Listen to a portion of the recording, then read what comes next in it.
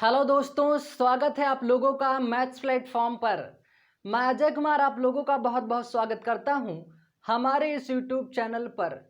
तो दोस्तों, कल हम लोगों ने अर्थमेटिक को कंप्लीट किया और आज हम लोग नया पोर्शन पढ़ने वाले हैं। जैसे कि मैंने कल भी बताया था कि आज हम लोग जो नया पोर्शन हमारा है वो हमारा है एडवांस मैथ का। यानी आज हम लोग जो पढ़ेंगे दोस्तों वो है मेंसुरेशन, ठीक है, जिसमें 2D 3D आता है, ठीक है। इसमें क्षेत्रफल, परिमाप, ये सब चीज़ें हम यहाँ पे सीखेंगे, ठीक है दोस्तों। और इसके पहले दोस्तों इसका जो पिछला पार्ट था वो मैंने कंप्लीट किया था बोट एंड स्ट्रीम को। अगर वहाँ पे आप लोगों को नहीं समझ में आया है तो आप लोग वापस बेसिक टू हाई लेवल नाम की प्लेलिस्ट में जाके वहाँ से वीडियो को वापस देख के अपनी बात क्लियर कर सकते हैं, समझ सकते हैं, ठीक है दोस्तों। तो दोस्तों ये बहुत ही इंपॉर्टेंट वीडियो है दोस्तों, तो आप लोग ध्यान से पढ़िएगा, समझिएगा। वीडियो को ज़्यादा से ज़्यादा शेयर कर दीजिए, लाइक कीजिए, कमेंट वोच कीजिए दोस्तों, जो आप लोगों को वीडियो में सीखने को मिले, ठीक है दोस्तों। और चैनल को अभी तक जिन दोस्तों ने अभी सब्सक्राइब नहीं किया है वो सब्सक्राइब कर लें और सब्सक्राइब करने के साथ ही बेल आइकन प्रेस कर दें ताकि उनको नोटिफिकेशन मिल सके और वो वीडियो को अच्छे से देख सकें, समझ सकें, ठीक है दोस्तों। तो चलिए स्टार्ट करते हैं दोस्तों आज का अपना ये वीडियो। उम्मीद करता हूँ कि आप लोगों को समझ में आएगा। बहुत ही इंपॉर्टेंट है दोस्तों एडवांस मैथ, जिसमें आज हम लोग सीखेंगे क्षेत्रफल, परिमाप के बारे में। फिर इसी तरह जो जो आकृतियाँ होती हैं उन सभी के बारे में आगे हम आने वाले टाइम में डिस्कस करेंगे, ठीक है, स्टेप बाय स्टेप। तो चलिए दोस्तों शुरू करते हैं, ठीक है। आज दोस्तों मेंसुरेशन का पार्ट 1 है, तो उम्मीद करता हूँ कि आप लोग सपोर्ट जरूर करेंगे, वीडियो को शेयर जरूर कर दीजिएगा, ठीक है दोस्तों। चलिए, तो सबसे पहले दोस्तों हम सीखेंगे क्षेत्रफल एवं परिमाप। अब क्षेत्रफल किसे कहते हैं, परिमाप किसे कहते हैं, ठीक है दोस्तों। अब इन दोनों बातों को हमें यहाँ पे सीखना है। तो दोस्तों क्षेत्रफल उसे कहते हैं किसी भी वस्तु के द्वारा घेरा गया स्थान क्षेत्रफल कहलाता है। वापस एक बार फिर से सुन लीजिए, किसी भी वस्तु के द्वारा घेरा गया स्थान क्षेत्रफल कहलाता है, ठीक है। और परिमाप उसे कहते हैं दोस्तों, परिमाप का मतलब यहाँ पे आप यहाँ पे नोट कर लीजिए, मैं यहाँ से अच्छे से लिख दे रहा हूँ ताकि कहीं भी दिक्कत आप लोगों को ना हो। यहाँ पे मैं लिख रहा हूँ किसी भी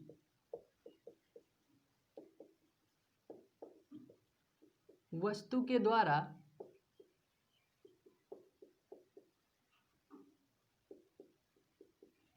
घेरा गया स्थान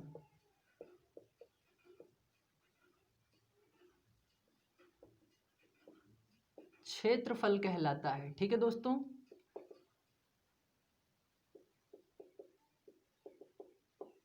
अब देखो दोस्तों, मैंने बोला किसी भी वस्तु के द्वारा घेरा गया स्थान क्षेत्रफल कहलाता है। सपोज दैट मान लो ये डस्टर है, ठीक है। अब ये डस्टर को मैं ये कोई वस्तु है, ठीक है। अब इसके द्वारा जो स्थान घेरा जाएगा, सपोज दैट यहाँ पे दोस्तों जैसे मान लेते हैं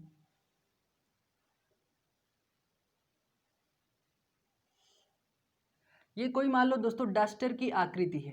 ये क्या है, ये डस्टर की आकृति है। अब इसके द्वारा जो घेरा गया स्थान है, यानी इस डस्टर के द्वारा जो घेरा गया स्थान है, ये क्या है दोस्तों, ये इसका क्षेत्रफल है, ठीक है दोस्तों। अब बात समझ में आई। तो दोस्तों अब जैसे यहाँ पे देखो दोस्तों, ये कोई आकृति है, ठीक है। अब इसके द्वारा जो घेरा गया स्थान क्या होगा, वो क्षेत्रफल होगा, इसका एरिया होगा, ठीक है। अब जैसे मान लो ये कोई आयत है, ठीक है, आयत है, इसके द्वारा जो घेरा गया स्थान होगा वो क्या होगा, क्षेत्रफल होगा। तो उम्मीद करता हूं कि आप लोगों को क्षेत्रफल के बारे में जानकारी हो गई होगी, ठीक है। अब आते हैं परिमाप पे, ठीक है। तो परिमाप क्या होता है दोस्तों, परि का मतलब होता है दोस्तों चारों ओर, और माप का मतलब होता है मापन, ठीक है दोस्तों। जब चारों ओर, जैसे मान लो कि मैंने यहाँ पे भी क्लियर किया, यहाँ पे परिमाप समझते हैं। सबसे पहले क्या समझते हैं, परिमाप के बारे में। मैंने बोला परिधन माप, परि का मतलब होता है दोस्तों चारों ओर, ठीक है, और माप का मतलब होता है दोस्तों मापन। यानी जब, यहाँ पे मैं लिख दे रहा हूं, जब चारों ओर का माप किया जाए, जब चारों ओर का माप किया जाता है, किया जाए, वही उसका परिमाप कहलाता है, ठीक है दोस्तों। अब यहाँ पे देखो दोस्तों, जैसे वो डस्टर था, ठीक है, ये मान लो डस्टर की आकृति है। अब इसके जो चारों ओर का, ये जो चारों ओर है दोस्तों, ये इसका क्या कहलाएगा दोस्तों, यही इसका परिमाप कहलाएगा, ठीक है।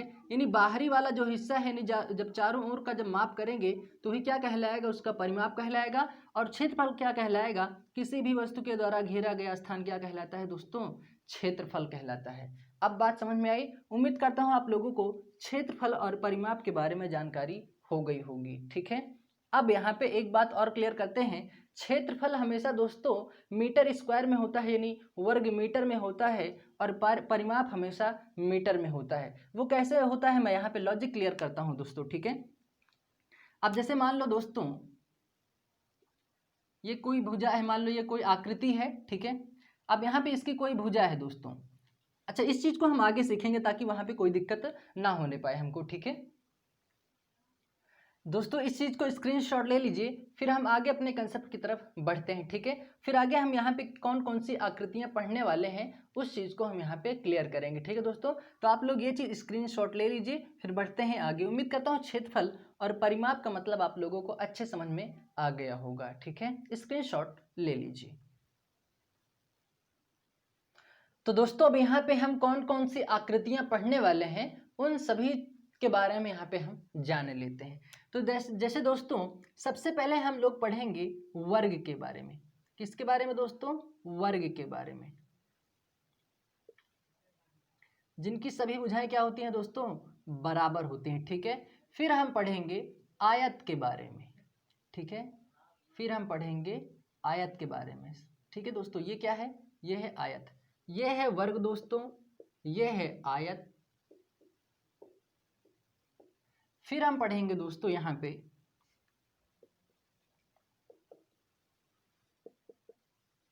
त्रिभुज के बारे में। सपोज दैट ये त्रिभुज है, ठीक है दोस्तों। फिर हम पढ़ेंगे चतुर्भुज के बारे में।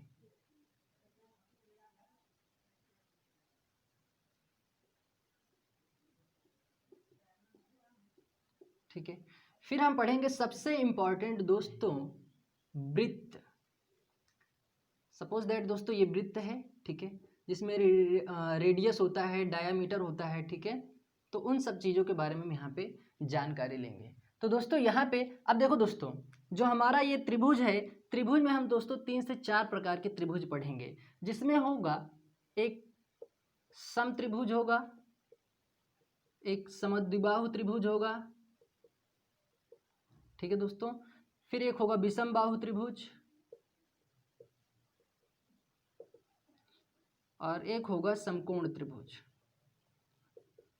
अब देखो दोस्तों, समबाहु त्रिभुज का मतलब क्या होता है, जिनकी सभी भुजाएं बराबर हों, ठीक है। समद्विबाहु त्रिभुज का मतलब क्या होता है, जिनकी दो भुजाएं बराबर हों। विषम बाहु त्रिभुज का मतलब क्या होता है, जिसकी कोई भी भुजा समान न हो। और समकोण त्रिभुज का मतलब ये होता है दोस्तों, जिसका एक कोण कितने डिग्री का हो दोस्तों, जैसे ये है, ये समकोण त्रिभुज है, जिसका एक कोण कितने डिग्री का हो दोस्तों, 90 डिग्री का हो, ठीक है दोस्तों।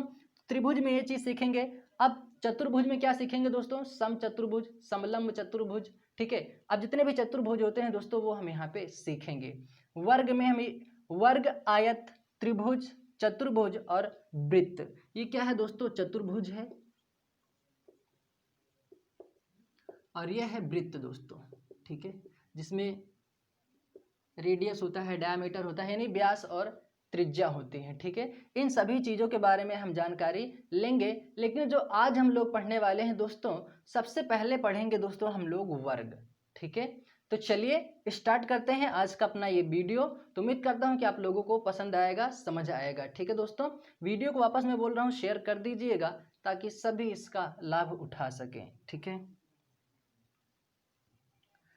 तो दोस्तों अब यहाँ से सीखते हैं हम वर्ग के बारे में, यानी स्क्वायर, ठीक है। तो सबसे पहले यहाँ पे हम जानकारी लेते हैं। सपोज दैट ये क्या है, ये मान लो है वर्ग, ठीक है। ऐसी आकृति जिनकी सभी भुजाएं क्या होती हैं, बराबर होती हैं, वही क्या कहलाता है, वर्ग कहलाता है, ठीक है दोस्तों। क्षेत्रफल के मैंने बारे में बता दिया है कि ये, अब देखो दोस्तों, ये कोई आकृति है। अब इसके द्वारा जो घेरा गया स्थान है क्या है, ये उसका क्या कहलाएगा, क्षेत्रफल कहलाएगा। ये चीज आपको पता है। परिमाप पता है, चारों ओर का माप क्या कहलाता है, परिमाप कहलाता है। ठीक ठीक है, किसी भी वस्तु के चारों ओर का माप क्या कहलाएगा, परिमाप कहलाएगा। ठीक है, अब जैसे यहाँ पे वर्ग के क्षेत्रफल की बात की जाए दोस्तों, तो वर्ग का क्षेत्रफल क्या होगा, पहले हम वो जानकारी लेते हैं। वर्ग का क्षेत्रफल बराबर क्या होता है दोस्तों, भुजा गुणे भुजा। ठीक है, अब ये भुजा गुणे भुजा क्यों होता है, सपोज दैट से मान लो ये दोस्तों ये इसकी ए भुजा है। जब ये ए भुजा है दोस्तों, तो ये भी क्या होगा, ये भी इसका ए भुजा होगा, क्योंकि वर्ग की सभी भुजाएं क्या होती हैं, बराबर होती हैं।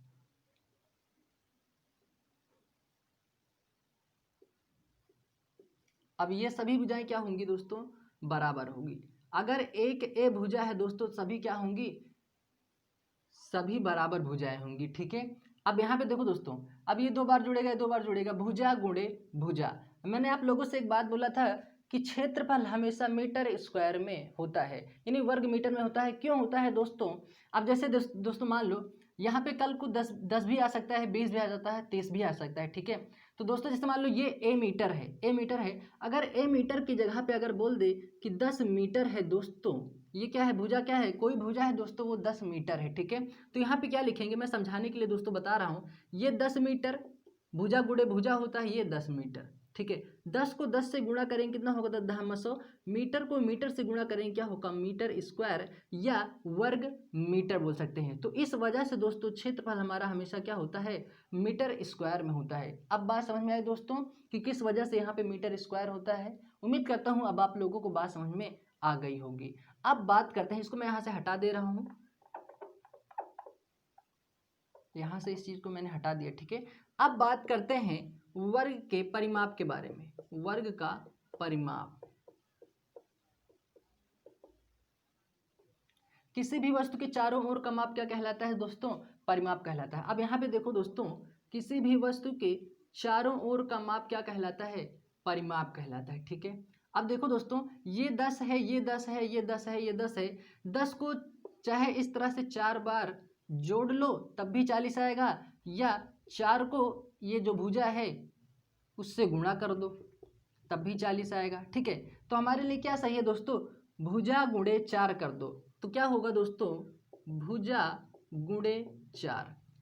अब देखो दोस्तों, मैंने आपको ये बोला था कि परिमाप हमेशा मीटर में होता है। मीटर में ही क्यों होता है दोस्तों, अब जैसे मान लो ये भुजा 10 मीटर है, तो 10 मीटर आप ऐसे लिखो। ठीक है, ये 4 है, ये कितना हो जाएगा, 10 चौक 40 मीटर। अब देखो दोस्तों, ये मीटर है तो मीटर को मीटर ही लिखा जाएगा। इस वजह से जो हमारा परिमाप होता है मीटर में होता है। ठीक है, अब बात समझ में आई कि क्षेत्रफल हमारा मीटर स्क्वायर यानी वर्ग मीटर होता है। क्यों होता है वो मैंने बताया। अब परिमाप हमेशा मीटर में क्यों होता है वो भी मैंने यहाँ पे बताया। अब उम्मीद करता हूँ कि आप लोगों को बात समझ में आ गई होगी। तो जो हमारा वर्ग का परिमाप होगा वो क्या होगा, भुजा गुणे 4। ठीक है, अब इसके आगे बात को हम क्लियर करते हैं। ठीक है, तो इसको मैं यहाँ से हटा दे रहा हूँ। ठीक है, ये आपको समझाने के लिए दोस्तों मैंने ऐसा बनाया हुआ है। उम्मीद करता हूँ आप लोगों को समझ में आया होगा। अब बात करते हैं वर्ग के विकर्ण के बारे में, यानी जिसे बोलते हैं डायगोनल ऑफ स्क्वायर। वर्ग का विकर्ण, वर्ग का विकर्ण। अब जैसे मान लो यहाँ पे ए है, सपोज दैट यहाँ पे ए है, यानी भुजाएं क्या है दोस्तों, सभी बराबर होती हैं वर्ग की, सभी जगह ए है, तो जो इसका विकर्ण होगा दोस्तों वो क्या होगा, a√2 होगा, a√2 होगा। अब जैसे मान लो यहाँ पे 10 मीटर है, तो जो इसका विकर्ण होगा वो कितना होगा, 10√2 होगा। कल को यहाँ पे 20 मीटर होगा, यानी जो उसकी भुजा होगी 20 मीटर है जैसे मान लो, तो यहाँ पे 20√2 होगा। अगर कल को यहाँ पे भुजा उसकी 30 मीटर है तो यहाँ पे 30√2 होगा। कल को मान लो अगर 40 मीटर है भुजा तो यहाँ पे 40√2 होगा। ठीक है, तो उम्मीद करता हूँ अब आप लोगों को बात समझ में आ गई होगी। जैसे मान लो भुजा यहाँ पे ए है, तो इसका जो विकर्ण होगा कितना होगा, a√2। ए का मतलब क्या है, यहाँ पे ए को हम क्या माने हैं, भुजा माने हैं, तो क्या हो जाएगा, भुजा√2, भुजा√2। ये क्या होगा, हमारा वर्ग का विकर्ण, यानी डायगोनल ऑफ स्क्वायर क्या होगा, भुजा√2, पेरीमीटर ऑफ स्क्वायर भुजा गुणे 4, स्क्वायर क्या होगा यहाँ पे, area of area of square क्या होगा, भुजा गुणे भुजा। अब भुजा गुणे भुजा का आप लोग भुजा स्क्वायर भी लिख सकते हो, ठीक है। तो उम्मीद करता हूँ ये बात आप लोगों को समझ में आई होगी। तो दोस्तों अब इस पे करते हैं क्वेश्चन, ताकि पूरी बात यहाँ पे क्लियर हो सके, ठीक है दोस्तों। तो ये चीज़ स्क्रीनशॉट ले लीजिए, इंपॉर्टेंट चीज़ है दोस्तों। उम्मीद करता हूँ आप लोगों को समझ में आई होगी, ठीक है। ये सभी भुजाएं क्या है दोस्तों, बराबर हैं, ठीक है। अब स्क्रीनशॉट ले लीजिए, फिर करते हैं इस पे क्वेश्चन, ताकि बात पूरी की पूरी समझ में आए। तो दोस्तों यह है हमारा पहला क्वेश्चन। क्वेश्चन क्या कर रहा है, एक वर्गाकार पारक की भुजा 15 मीटर है, तो इसका परिमाप व क्षेत्रफल क्या होगा, वो हमें यहाँ से ज्ञात करना है। तो चलिए दोस्तों बात को समझते हैं। दोस्तों ये कोई वर्गाकार पार्क है, ठीक है, और मैंने क्या बोला है, वर्ग की सभी भुजाएं क्या होती हैं, बराबर होती हैं। तो भुजा हमें दे दिया है दोस्तों 15 मीटर, ठीक है, भुजा दे दिया 15 मीटर। जब एक भुजा 15 मीटर, तो मैंने बोला है वर्ग की सभी भुजाएं बराबर होती हैं, तो ये भी कितना होगा, 15 मीटर होगा। ये भी कितना होगा, 15 मीटर होगा, और ये भी कितना होगा, 15 मीटर होगा। क्यों क्यों लिखे सभी जगह 15 मीटर, क्योंकि वर्ग की सभी भुजाएं बराबर होती हैं, ठीक है दोस्तों। तो मैंने आप लोगों को बोला है, अब यहाँ पे क्या निकालना है, वर्ग का क्षेत्रफल और वर्ग का परिमाप, दोनों चीज हमें यहाँ से पता करना है। तो हमें पता है दोस्तों, वर्ग का क्षेत्रफल क्या होता है दोस्तों, वर्ग का क्षेत्रफल होता है दोस्तों भुजा का स्क्वायर। अब दोस्तों भुजा के स्क्वायर को आप क्या लिख सकते हो, भुजा गुणे भुजा, यही चीज लिख सकते हैं आप। अब देखो दोस्तों भुजा कितनी है दोस्तों, 15 मीटर है, आप यहाँ पे लिखिए 15 मीटर गुणे 15 मीटर। 15 हमें कितना हो जाएगा दोस्तों, 15 हमें 225 होता है। मीटर में मीटर को जोड़ेंगे क्या होगा, मीटर स्क्वायर, या हिंदी में आप लिखना चाहते हैं तो लिख सकते हैं वर्ग मीटर, ठीक है। आप लोगों को दोस्तों यूनिट आपको हमेशा लिखना है, ताकि आप लोगों का आंसर गलत ना हो। कभी कभी क्या होता है दोस्तों, आंसर लाने के बाद भी यूनिट में गलत कर देते हैं, इकाई में गलत कर देते हैं, तो दोस्तों उनका आंसर भी गलत, आया हुआ आंसर भी गलत हो जाता है, ठीक है दोस्तों। तो आप लोग यूनिट का खास करके ध्यान रखेंगे, ठीक है दोस्तों। अब हम यहाँ पे क्या निकालेंगे, अब क्या निकालना है, परिमाप। तो वर्ग का परिमाप यहाँ से ज्ञात कर लेते हैं दोस्तों अच्छे से। वर्ग का परिमाप क्या होता है दोस्तों, वर्ग का परिमाप होता है दोस्तों भुजा गुणे 4। क्यों होता है, किसी भी वस्तु की चारों ओर का माप क्या होता है दोस्तों, परिमाप कहलाता है। 15 15 15 15 जोड़ेंगे कितना आएगा दोस्तों, 60 आएगा। आप चाहे इस तरह 15 15 जोड़ के 60 ला लीजिए, या फिर मैंने क्या बोला है, भुजा गुणे 4 कर दीजिए। भुजा कितनी है दोस्तों, 15 है, यहाँ पे लिखिए 15 मीटर। वैसे मीटर लिखने की जरूरत नहीं, लेकिन दोस्तों यहाँ पे वर्ग मीटर कैसे आया, मीटर क्यों आता है, इसलिए इस वजह से मैं पहले क्वेश्चन में ऐसा मैं समझाने के लिए आप लोगों को लिख दे रहा हूँ, ठीक है। और ये है 4, गुणा करें कितना होगा, 15 चौका 60 हो जाएगा, और ये मीटर है, मीटर यहाँ पे लिख दीजिए। आप हिंदी में भी ऐसे मीटर आप लिख सकते हैं, ठीक है। तो ये क्या होगा, 15 चौका 60 मीटर, इसका क्या होगा, परिमाप होगा। और आप बिल्कुल यहाँ पे जोड़िए 15 15 15 15, बिल्कुल 60 मीटर आएगा, ठीक है। तो उम्मीद करता हूँ आप लोगों को अब बात समझ में आई होगी कि क्षेत्रफल हमारा वर्ग मीटर में यानी मीटर स्क्वायर में क्यों होता है, और परिमाप। तो दोस्तों ये हम बेसिक क्वेश्चन से पहला क्वेश्चन स्टार्ट कर दिए हैं, ठीक है दोस्तों। अब चलते हैं अगले प्रश्न की तरफ, ये स्क्रीनशॉट ले लीजिए, फिर बढ़ते हैं आगे, ठीक है। उम्मीद करता हूं आप लोगों को ये समझ में आया होगा, ठीक है। तो दोस्तों अगला क्वेश्चन हमारे सामने है। क्वेश्चन क्या कह रहा है कि एक वर्गाकार कमरे का क्षेत्रफल 169 वर्ग मीटर यानी मीटर स्क्वायर है, तो इसका परिमाप क्या होगा, ये हमें यहाँ से फाइंड आउट करना है। तो दोस्तों इस तरह के प्रश्न को बोलते हैं क्रॉस क्वेश्चन, ठीक है। यानी आपको क्षेत्रफल दे के आपसे परिमाप यहाँ पे पूछ रहा है। तो आइए समझते हैं यहाँ से अच्छे से क्वेश्चन को। दोस्तों ये क्या है, किसी वर्गाकार कमरे का क्षेत्रफल कितना है दोस्तों। अभी ये वाला हिस्सा क्या है दोस्तों, क्षेत्रफल है, क्योंकि मैंने बोला है किसी वस्तु द्वारा घेरा गया स्थान क्या कहलाता है, क्षेत्रफल कहलाता है। यानी जो ये वाला स्थान है, इसका जो क्षेत्रफल कितना है, 169 मीटर स्क्वायर है, ठीक है। अब यहाँ पे देखो दोस्तों, वर्ग का क्षेत्रफल क्या होता है दोस्तों, वर्ग का क्षेत्रफल होता है दोस्तों भुजा का स्क्वायर, ठीक है। अब यहाँ से देखो दोस्तों, वर्ग का क्षेत्रफल पता है कितना है, 169 किलोमीटर 169 वर्ग मीटर है, यानी ये आपको दे दिया गया है, ठीक है। अब यहाँ से देखो दोस्तों, ये क्या है, ये है भुजा स्क्वायर, ठीक है दोस्तों। अब क्या करेंगे दोस्तों, यहाँ से जब ये वर्ग हटेगा तो यहाँ पे लगेगा रूट। ठीक है दोस्तों, अब ये 169 किसका परफेक्ट स्क्वायर रूट होता है दोस्तों, वो होता है 13 का। ठीक है, तो यहाँ से देखो दोस्तों, यहाँ से हमें क्या मिले, यहाँ से मिला दोस्तों हमें भुजा। ठीक है, बात समझ में आई दोस्तों, बात को ध्यान समझना दो ताकि आप लोगों को कंफ्यूजन ना रहे बिल्कुल भी। ठीक है, हमें यहाँ से दोस्तों ज्ञात करना है परिमाप, लेकिन उससे पहले देखो दोस्तों, वर्ग का क्षेत्रफल हमें यहाँ यानी कमरे का जो क्षेत्रफल है वो कितना है, 169 वर्ग मीटर यानी मीटर स्क्वायर है, यानी ये चीज़ आपको दिया हुआ है। तो वर्ग का क्षेत्रफल बराबर होता है दोस्तों भुजा स्क्वायर। ठीक है, तो यहाँ वर्ग के क्षेत्रफल यानी कितना है, 169 है भुजा स्क्वायर। यहाँ से जब ये स्क्वायर हटाएंगे दोस्तों यहाँ पे लगेगा रूट, और 169 13 का एक परफेक्ट रूट ऑफ स्क्वायर होता है। ठीक है, तो यहाँ पे क्या बना दोस्तों, भुजा कितनी मिले दोस्तों, 13। ठीक है, 13 मीटर। अब यहाँ से पता करते हैं, हमें ज्ञात क्या करना है दोस्तों, परिमाप। तो परिमाप बराबर क्या होता है दोस्तों, भुजा गुणे 4। भुजा कितनी है दोस्तों, 13 मीटर है, गुणे 4 ये है ही। ठीक है, कितना हो जाएगा, 13 चौको 52 मीटर। ये होगा दोस्तों हमारा आंसर। ठीक है, समझ में आया दोस्तों, उम्मीद करता हूँ बात समझ में आया होगा। ठीक है, आपको क्षेत्रफल देके इसमें परिमाप पूछ लिया है, आपको इस तरह से भी इसका रिवर्स क्वेश्चन कैसे बन सकता है, आपको परिमाप देके क्षेत्रफल पूछ सकता है। तो आइए दोस्तों उस क्वेश्चन को यहाँ पे क्लियर करते हैं। उम्मीद करता हूँ ये क्वेश्चन आप लोगों को समझ में आया होगा। स्क्रीनशॉट ले लीजिए, फिर बढ़ते हैं अगले प्रश्न की तरफ। तो दोस्तों अगला क्वेश्चन हमारे सामने है।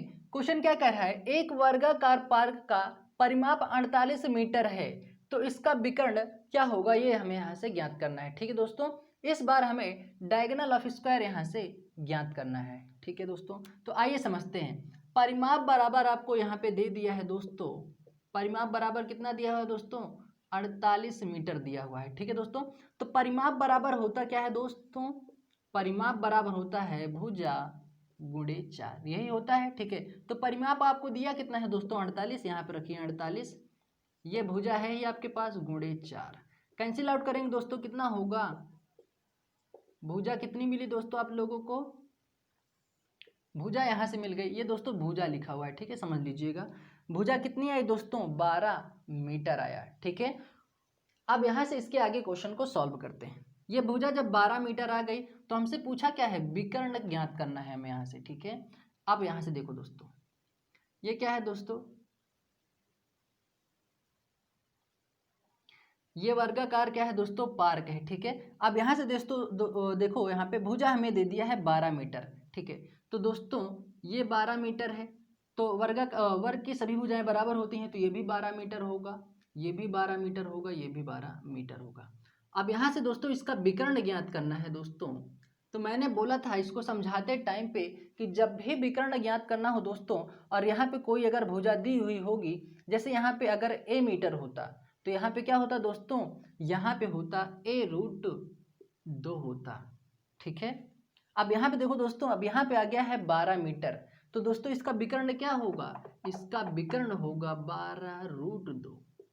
ठीक है, समझ में आया दोस्तों, कैसे आया है 12√2। यहाँ पे एक कंसेप्ट मैं थोड़ा सा आप लोगों का क्लियर करना चाहता हूँ, तब आप लोगों को समझ में आ जाएगा कि यहाँ पे रूट कैसे आता है, क्यों आता है। ठीक है दोस्तों, तो आइए उस बात को समझते हैं अच्छे से। तो दोस्तों यहाँ से इस बात को समझते हैं, जैसे मान लो इस वाले को छोड़ दो भी। ठीक है, यहाँ पे हम बात को समझते हैं कि यहाँ पे 12√2 ही क्यों हमेशा आता है। ठीक है, यहाँ पे √2 क्यों आता है, तो दोस्तों इस वाले पे यहाँ पे समझते हैं। मान लो इसकी जो भुजा है दोस्तों, वो भुजा कितनी है, 4 मीटर है। ठीक है, अब यहाँ पे ये 4 मीटर होगा, ये 4 मीटर होगा, ये भी 4 मीटर होगा, और ये भी कितना होगा, ये भी 4 मीटर होगा। ठीक है, अब ये क्या है दोस्तों, यहाँ से हमें विकर्ण इसका ज्ञात करना है। ठीक है, अब यहाँ से दोस्तों 4 रूट हम 2 नहीं रखेंगे, 4 रूट यहाँ पे 2 कैसे आएगा, उस चीज़ को हमें यहाँ से क्लियर करना है। तो देखो दोस्तों, कर्ण का जब भी कर्ण निकालना होता है दोस्तों, ये क्या है, ये कर्ण है, यहाँ पे ये चीज़ कर्ण है, तो दोस्तों क्या होता है, लंब का स्क्वायर प्लस आधार का स्क्वायर, यही चीज रखते हैं यहाँ पे निकालते समय। अब इतने बात को हमें यहाँ से ध्यान देना है, इस वाले बात को, सिर्फ यहाँ से लेके यहाँ तक इतने वाले भाग को। कर्ण निकालने के लिए क्या होता है दोस्तों, लंब का स्क्वायर प्लस आधार का स्क्वायर। ठीक है, तो लंब कितना है दोस्तों, 4 का स्क्वायर प्लस आधार कितना है दोस्तों 4 का स्क्वायर। तो ये क्या होगा, ये हो जाएगा 4 चौक 16, ये कितना हो जाएगा 4 चौक 16। ठीक है, अब दोनों को जोड़ेंगे कितना होगा, ये होगा 32। ये क्या आया है दोस्तों, कर्ण बराबर कितना आया है 32 आया है। ठीक है, यानी दोस्तों ये कर्ण का स्क्वायर है, ये स्क्वायर है दोस्तों। अब यहाँ से जब ये स्क्वायर हटेगा तो यहाँ पे क्या लगेगा दोस्तों, रूट लगेगा। तो ये के बराबर कितना होगा दोस्तों, अब इसको ऐसा टुकड़ा में चेंज करो। अब जैसे दोस्तों इसको क्या कर सकते हैं, इस चीज को हम लिख सकते हैं यहाँ पे अंडर रूट में 16 गुणे 2, ये चीज लिख सकते हैं कि नहीं लिख सकते हैं। तो 16 किसका रूट होता है दोस्तों, 4 का रूट होता है। ये रूट यहाँ पे अंदर बचे, ये 4 तो बाहर ही आ जाएगा, तो बचे क्या क्या दोस्तों, बट्टे में मतलब ये बचेगा क्या यहाँ पे सिर्फ √2। तो ये होता है दोस्तों, इस प्रकार से यहाँ पे हमेशा जो यहाँ पे दोस्तों ये जो भुजा होगी उसके साथ ये क्या लग जाएगा √2। ठीक है, अब बात समझ में आया दोस्तों, यहाँ पे मैंने 12√2 क्यों लिखा। अगर इसका भी अगर आप निकालना चाहते हैं, कर्ण स्क्वायर बराबर क्या होता है दोस्तों, लंब का स्क्वायर प्लस आधार का स्क्वायर। लंब कितना है दोस्तों 12 का स्क्वायर, प्लस आधार कितना है दोस्तों 12 का स्क्वायर। 12 बराबर में 144 प्लस 12 बराबर में 144, ये के स्क्वायर बराबर कितना हुआ। अब इन दोनों जोड़ेंगे 4 2 8 4 2 8 4 4 8 4 4 8, ये कितना हो जाएगा 288। ठीक है, अब यहाँ से एक स्क्वायर बराबर आएगा, स्क्वायर हटाएंगे दोस्तों, यहाँ से क्या लगेगा, ये लग जाएगा यहाँ पे रूट लगेगा। अब यहाँ से के बराबर जो होगा दोस्तों कितना हो जाएगा, अब यहाँ से 144 को गुणे 2 से गुणा करेंगे कितना होगा 288 ही आएगा। अब 144 किसका रूट होता है दोस्तों, 12 का होता है, तो 12 बाहर आ जाएगा और अंदर रूट रह जाएगा। ये तो क्या आया दोस्तों 12√2 ही तो आया। ठीक है, तो आप इस प्रकार से वेरीफाई भी कर सकते हैं। और इस चीज़ को मैंने आप लोगों को शुरू में ही बता दिया था कि अगर यहाँ भुजा 12 है तो यहाँ पे जो इसका डायगोनल ऑफ स्क्वायर होगा वो कितना आएगा, वो 12√2 आएगा। अब बात समझ में आया दोस्तों, उम्मीद करता हूँ कि अब आप लोगों को बात समझ में आ गई होगी कि हम यहाँ पे 12√2 क्यों लिखे, कैसे लिखे। ठीक है, तो यहाँ से भी बात समझ सकते हैं, यहाँ से भी, दोनों तरीके से मैंने यहाँ पे एग्जाम्पल पे समझाया, यहाँ पे क्वेश्चन पे भी करके समझा दिया। ठीक है, तो यहाँ से आप डायरेक्ट इसका आंसर बता सकते हैं कि विकर्ण क्या होगा, वर्ग का विकर्ण होता है दोस्तों, वर्ग का विकर्ण होता है, क्या होता है दोस्तों, भुजा √2, भुजा √2 होता है। तो भुजा कितना है दोस्तों 12 है, इसको रख दीजिए 12, √2 ऐसे करेंगे, ऐसे लिख दीजिए, गुणा करेंगे कितना आएगा 12√2 मीटर। आप लोग इकाई लिखना मत भूलिएगा दोस्तों। ठीक है, तो इस क्वेश्चन का हमारा आंसर क्या होगा 12√2 होगा। अब समझ में आया दोस्तों, उम्मीद करता हूँ बिल्कुल बात आप लोगों को समझ में आई होगी। स्क्रीनशॉट ले लीजिए, फिर बढ़ते हैं अगले प्रश्न की तरफ। तो दोस्तों अगला क्वेश्चन हमारे सामने है। क्वेश्चन क्या कह रहा है कि एक वर्ग का क्षेत्रफल 441 वर्ग मीटर यानी मीटर स्क्वायर है, तो इसका विकर्ण क्या होगा, ये हमें यहाँ से ज्ञात करना है। ठीक है दोस्तों, तो इस बार भी हमें विकर्ण ज्ञात करना है, लेकिन क्वेश्चन में इस बार हमें परिमाप के जगह पे क्षेत्रफल हमें यहाँ पे दिया हुआ है। तो दोस्तों वर्ग का क्षेत्रफल होता क्या है, वर्ग का क्षेत्रफल बराबर क्या होता है दोस्तों, भुजा का स्क्वायर होता है, यही तो होता है। ठीक है, तो वर्ग का क्षेत्रफल कितना है दोस्तों 441 वर्ग मीटर है। ठीक है, अब यहाँ पे ये क्या है दोस्तों, भुजा का स्क्वायर। अब यहाँ से जब ये स्क्वायर हटेगा दोस्तों तो यहाँ पे क्या लगेगा, ये रूट लगेगा। ठीक है, और 441 किसका स्क्वायर होता है दोस्तों, ये होता है 21 का। तो यहाँ से हमें भुजा क्या मिला दोस्तों 21 मीटर। भुजा हमें यहाँ से क्या मिला दोस्तों 21 मीटर। अब तो दोस्तों यहाँ से विकर्ण निकाल सकते हैं कि नहीं निकाल सकते हैं, बिल्कुल आसानी से निकाल सकते हैं। जब यहाँ से भुजा जब ये 21 मीटर हुई तो सभी क्या होंगे 21 मीटर ही होंगे। ठीक है, अब क्यों होंगे दोस्तों, क्योंकि वर्ग की सभी भुजाएं बराबर होती हैं। अब यहाँ से इसका विकर्ण निकालना है, तो अभी मैंने ये वाला तरीका मैंने बताया कि जो भुजा होगी वो यहाँ से 21√2 उसको क्या हो जाएगा विकर्ण हो जाएगा। तो वर्ग का जो विकर्ण होगा दोस्तों, वर्ग का विकर्ण क्या होता है दोस्तों, भुजा √2 होता है। ठीक है, तो भुजा है कितनी दोस्तों 21, और यहाँ गुणा 2 कर दें कितना होगा 21√2 मीटर। ठीक है, तो ये होगा दोस्तों हमारा आंसर। तो उम्मीद करता हूँ अब बात आप लोगों को समझ में आ गई होगी। चाहे आपको क्षेत्रफल दे के विकर्ण पूछे या परिमाप दे के विकर्ण पूछे, या आप लोगों को परिमाप देकर आप लोगों को क्षेत्रफल पूछ लेता है, उस क्वेश्चन को कैसे सॉल्व करेंगे, या क्षेत्रफल दे के परिमाप पूछता है उस क्वेश्चन को कैसे सॉल्व करेंगे दोस्तों, मैंने सारा का सारा क्वेश्चन यहाँ पे कवर करवा दिया दोस्तों, ठीक है। तो उम्मीद करता हूँ कि आप लोगों को अब बात पूरी समझ में आ गई होगी। तो ये थे दोस्तों बेसिक क्वेश्चन। अब यहाँ पे दोस्तों इसको स्क्रीनशॉट ले लीजिए, फिर बढ़ते हैं आगे हम। तो दोस्तों ये था आज का हमारा मोस्ट इम्पॉर्टेंट वीडियो। तो उम्मीद करता हूँ कि आप लोगों को बेसिक समझ में आया होगा। इम्पॉर्टेंट क्वेश्चन दोस्तों जो हैं उसको मैंने कवर करवाया है, ठीक है। अब आगे दोस्तों जो इसके एडवांस और क्वेश्चन बनते हैं उसको हम अगले वाले पार्ट में पढ़ेंगे, ठीक है दोस्तों। तो अभी के लिए इतना ही। आप लोग दोस्तों अच्छे से पढ़िए, कंटिन्यूटी बना के पढ़िए, ठीक है, मन लगा के पढ़िए, तभी जाके चीज़ें पॉसिबल होंगी। आप लोगों को मैंने हमेशा से बोला है कि कंटिन्यूटी बिल्कुल मत छोड़िए, ठीक है दोस्तों। तो दोस्तों आप लोग इस वीडियो को ज़्यादा से ज़्यादा शेयर कर दीजिए, लाइक कीजिए, कमेंट वो कीजिए दोस्तों जो आप लोगों को सीखने को वीडियो में मिला है, ठीक है दोस्तों। तो उम्मीद करता हूँ कि आप लोग ऐसा ज़रूर करेंगे। वीडियो को ज़्यादा से ज़्यादा जरूर शेयर करके अपना सपोर्ट करें दोस्तों, ठीक है। अच्छे से पढ़ें, मन लगा के पढ़ें, ठीक है। तो मिलते हैं अगले वीडियो में, तब तक के लिए थैंक यू। जय हिंद।